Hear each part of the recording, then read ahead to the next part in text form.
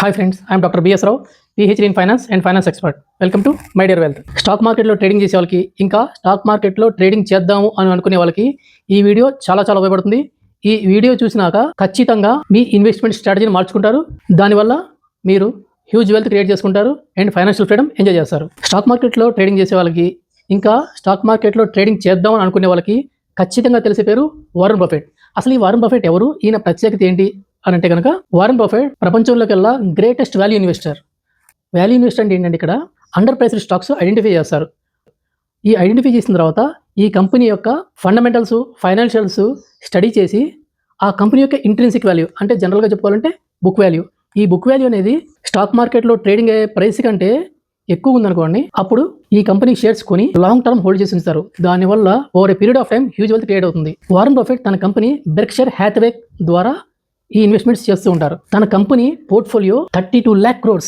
Yes, మీరు వింటుంది కరెక్టే, 32 lakh crores. ఈ పోర్ట్ఫోలియోలో మనం టాప్ 3 కంపెనీస్ కనుక చూస్తే కనుక, ఫస్ట్ ప్లేస్లో Apple company, 22% of the equity investment ఈ కంపెనీలో పెట్టారు. సెకండ్ ప్లేస్లో అమెరికన్ ఎక్స్ప్రెస్ కంపెనీ, ఈ కంపెనీలో 17% ఆఫ్ ద ఈక్విటీ ఇన్వెస్ట్మెంట్ అనేది పెట్టారు. And third company Coca Cola company, ఈ కంపెనీలో 11% ఆఫ్ ద ఈక్విటీ ఇన్వెస్ట్మెంట్ పెట్టారు. మనం ఆల్రెడీ చెప్పుకున్నాం కదండి, Warren Buffett long time investment hold చేసి ఉంచారని. ఇక్కడ మీరు వారెన్ బఫెట్ యొక్క equity investment in American express company కనుక చూస్తే, తను అమెరికన్ ఎక్స్ప్రెస్ కంపెనీ షేర్స్ 1964 అంటే 62 years నుంచి హోల్డ్ చేసి ఉంచారు. చూసారు కదా, మోర్ దెన్ 6 decades. అదే కనుక కోకోకోలా కంపెనీ తీసుకుంటే కనుక, కోకోకోలా కంపెనీ షేర్స్ 1988 నుంచి అంటే 38 years నుంచి హోల్డ్ చేసి ఉంచారు. అదే యాపిల్ కంపెనీ షేర్స్ తీసుకుంటే కనుక 2016 అంటే 10 years నుంచి హోల్డ్ చేసి ఉంచారు. ఇలా చేయడం వల్ల over a period of time huge wealth అనేది క్రియేట్ అయింది. అండ్ ఆయన ప్రపంచ అపర్ కుబేరుల్లో ఒకటిగా గుర్తింపు పొందారు. మీకు ఈ విషయం తెలుసా, Warren Buffett company Berkshire Hathaway ఒక్క షేర్ విలువ మన ఇండియన్ కరెన్సీలో more than 7 crores. Yes, more than 7 crores. అది ప్రపంచంలోకెల్లా కాస్ట్లీయెస్ట్ షేర్.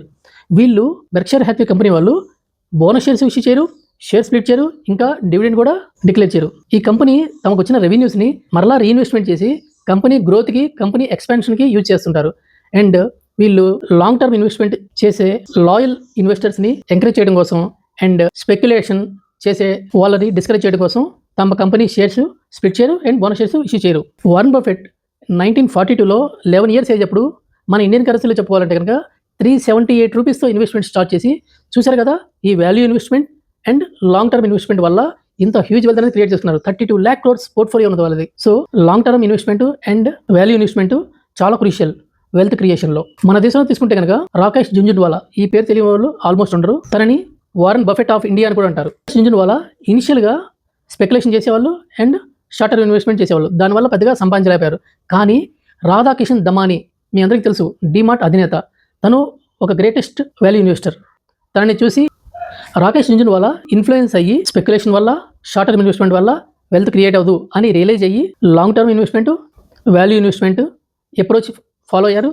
దానివల్ల తన కంపెనీ రేర్ ఎంటర్ప్రైజెస్ ద్వారా ఇన్వెస్ట్మెంట్స్ చేశారు. తను 1985లో 5,000 రూపీస్తో, కేవలం 5,000 రూపీస్ ఇన్వెస్ట్మెంట్ స్టార్ట్ చేసి ఇప్పుడు ఆ rare enterprises portfolio more than 60,000 crores. అదే కనుక రాకేష్ జుంజున్వాలాని ఇన్ఫ్లుయెన్స్ చేసిన రాధాకిషన్ దమానీ తన యొక్క బ్రైట్ స్టార్ ఇన్వెస్ట్మెంట్స్ ద్వారా వాల్యూ ఇన్వెస్ట్మెంట్ చేస్తూ ఉంటారు. తన company portfolio more than 2 lakh crores. మీకు ఈ విషయం తెలుసా, రాధాకిషన్ దమానీ కూడా ఇనిషియల్గా స్పెక్యులేషన్ చేసేవాళ్ళు అండ్ షార్ట్ టర్మ్ ఇన్వెస్ట్మెంట్ చేసేవాళ్ళు.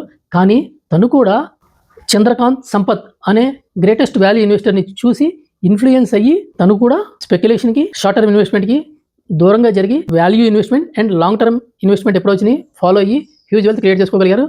ఇలా చెప్పుకుంటూ వెళ్తే వీళ్ళందరూ ఎవరైతే long term investment and value investment చేశారో వాళ్ళు తమకంటూ చరిత్రలో ఒక పేజీ అనేది ఏర్పరచుకోగలిగారు. సో మీరు కూడా వాల్యూ ఇన్వెస్ట్మెంట్ అంటే కంపెనీ ఫండమెంటల్స్, ఫైనాన్షియల్స్ స్టడీ చేసి ఆ కంపెనీలో ఇన్వెస్ట్ చేసి షేర్స్ లాంగ్ టర్మ్ కనుక మీ ఇన్వెస్ట్మెంట్ హోల్డ్ చేసి ఉంచారంటే కనుక over a period of time huge wealth create అవుతుంది. ఒక చిన్న ఉదాహరణ చూడండి, ఎవెన్యూ సూపర్ మార్ట్స్, అదే డిమార్ట్. ఈ కంపెనీ రాధాకిషన్ దమానీది. తను 2017లో ఈ కంపెనీ పబ్లిక్ ఇష్యూ తీసుకొచ్చారు. అప్పుడు ఈ షేర్ అలాట్మెంట్ అయింది 299 రూపీస్కి, కానీ లిస్టింగ్ అయింది 600 రూపీస్కి 2017లో. ఇప్పుడు మనం 2026లో ఉన్నాం, అంటే 9 years. మనం ఒక్క షేర్ వాల్యూ తీసుకున్నా సరే, అప్పుడు ఒక్క షేర్ కొనుక్కున్నా సరే, అంటే అలాట్మెంట్ అవ్వబోయినప్పటికీ లిస్టింగ్ రోజు ఒక షేర్ కొనుక్కుంటే కనుక 600 రూపీస్ పెట్టి, ఈ రోజు avenue super market share value more than 4,000 rupees, అంటే 600 నుంచి 3,400 రూపీస్ పైన పెరిగి 4,000 అయింది ఈ షేర్. చూసారు కదా, ఇన్వెస్ట్మెంట్ 600, రిటర్న్స్ మోర్ దెన్ 3,400 కేవలం 9 yearsలో.